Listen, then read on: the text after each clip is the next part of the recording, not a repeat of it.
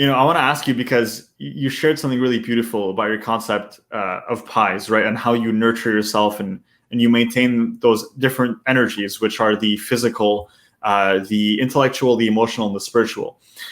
What are some habits that people can follow or implement in their lives to try to maintain those energy levels so they can, inshallah, perform and, keep everything that we're talking about in mind and apply it to their lives? Yeah, number one is there's a warning, right? If you do not take care of yourself, you will not have the energy in all those areas to look after other people, thus those peoples the people that you love. So the first thing I say, do not ever feel guilty about spending time on yourself. Do not ever feel guilty. In fact, in one context, Allah subhanahu wa ta'ala speaks in the Quran and he says, Ku anfusakum wa ahlikum nara, right? So save yourself and your family from the fire. But he says, save yourself first, right? And we know the context of that is about faith. But saving ourselves means that we become a person who understands who we are, and we are the strongest version of ourselves that was meant to be us. So the first thing is that don't feel guilty and make sure you look after yourself. And, the biggest thing is use the pies, but also think about your health and well-being. The health and well-being, our health and well-being is so important. The more good we feel about ourselves, the more energy we have, the more we can actually help those people around us who we love, and even humanity. The world is a village now, right? We can communicate with people, and I've seen a couple of people putting on here from India and other parts of the world. I mean, a few words can change someone's trajectory from being something that there was negative to something positive, right? So let's not belittle the time we're going to spend on ourselves, because again, our story could be someone else's survival kit. Literally a survival kit that changes somebody's mind from wanting to take their life to all of a sudden saying, you know what, I'm worth it. I'm worth it. I'm going to live, and I'm going to inspire other people to have amazing lives. So that's number one. And we have this duty of care. We talk about duty of care, when we're working with children and others, we have a duty of care to ourselves first and foremost. The second thing I say as a tip is what I mentioned earlier about the thoughts that we hold. Our thoughts will become our destiny, right? So always check what you're thinking, right? And stop yourself from self-sabotaging thoughts that bring you down. The Prophet ﷺ never ever taught us to think less than ourselves. Even the inspiration he gave at the Battle of Khandaq was, you will conquer Persia, right? Amidst all that, they were surrounded by everyone, right? The people who were, going to hurt them and harm them, and everything was, all the odds were against them, but he inspired them. So our thing is that we should think and feel positive and look to be optimistic. I know sometimes it's difficult, but we have to try, and we have to then have people around us that are also of the same tribe, as it were, right? Who are also inspiring, who pick us up when we're feeling down. Number 3, I'd say, Brother Abi, is rekindle an old passion.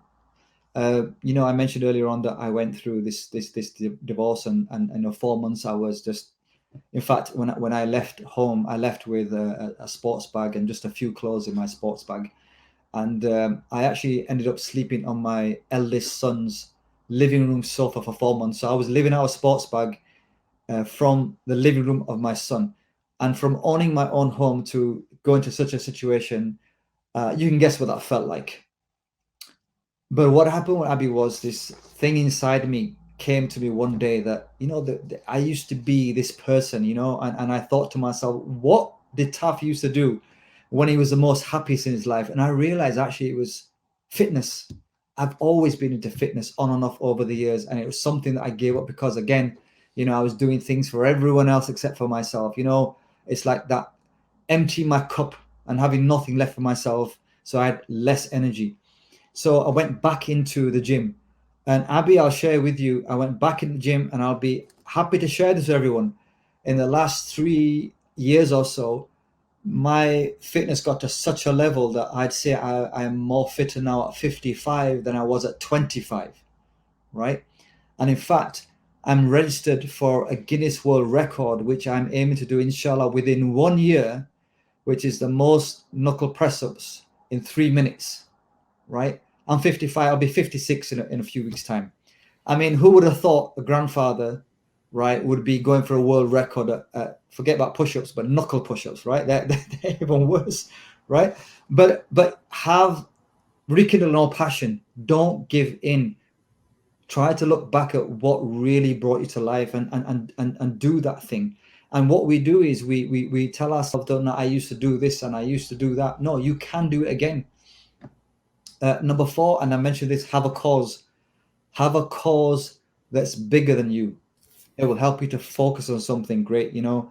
It will help you to focus on something that perhaps is about helping other people. Perhaps it's less fortunate. Maybe it's a neighbor. Maybe it's somebody in your community. Maybe it's volunteering, whatever it is. Have a cause, something bigger than you, something that's going to literally get you out of bed every single day, whatever that cause is. Sometimes it's entrepreneurship, brother Abby. You know, for you, perhaps it's everything that you've done. It's been Ummahpreneur is your thing, right? And with that, I'd say that brothers and sisters were listening. You know, if you see your brothers and sisters who are entrepreneurs and do this kind of work, support them. Support them. Give them your support, even if it's verbal support. If it's not verbal support, give them financial support by buying their services, by investing in them. This ummah, the rising tide lifts all boats. You know, when we raise each other, we're all being raised as an ummah collectively, right? It's so important. And number 5, I'd say, is prioritize. Don't think about managing time. Start prioritizing. And you know, my wife and I developed something called the 7F sphere. So we look at 7 F's, right, in a person's life, you know, from fitness, faith, fun, family, frequency, flame, finances. So you have these 7 F's, and we help, you know, individuals do an audit of their 7 F's, and whichever F or F's they want to work in, we help them identify some very specific actions. So the way I work is a 3-pronged approach. You know, first, a clarity on what a person needs to work on in their life. Number 2, actions that are relevant to the areas they want to work at. Number 3, accountability. That's where I come in. That's where coaches come in. That's where a mentor comes in to take you to account, because that helps. And I have to just say this, that, you know, the thing is that when I came across this distinction, it was amazing that, you know, sometimes I've been involved in things and I was interested, not committed. You know, interested people will say, I'm interested in this because it feels really good, right? You know, I'm passionate about it. But what happens is they let excuses get in the way, and they then lead an ordinary life. And what happens, that interest falls by the wayside. But when you're committed, you will not let anything stop you achieving that thing. You will move every stone out of the way. You will invest everything. You will lose sleep. You will talk about it day and night. You will share it with your friends, which shows you're committed. So brothers and sisters, for yourself, ask yourself the question when you're wanting to do something. Like, let's say, for example, losing weight. Am I interested in losing weight, or am I committed? When you answer that question, you will almost work out where you're going to go. Either you're going to go on a path towards, I'm interested, and a week later you're kind of having the samosas and kebabs and whatnot, right? Or if you're committed, it's like, no, I have some goals to achieve. Assalamu alaikum. You've just watched a clip from our Ummahpreneur Live Podcast, where I interview high-level Muslim entrepreneurs at the top of their game to break down business, mindset, lifestyle, and entrepreneurship from an Islamic perspective. If you enjoyed this video, subscribe for more and make sure to check out the full interview that's linked in the description below this video. I'll see you there. Assalamu alaikum.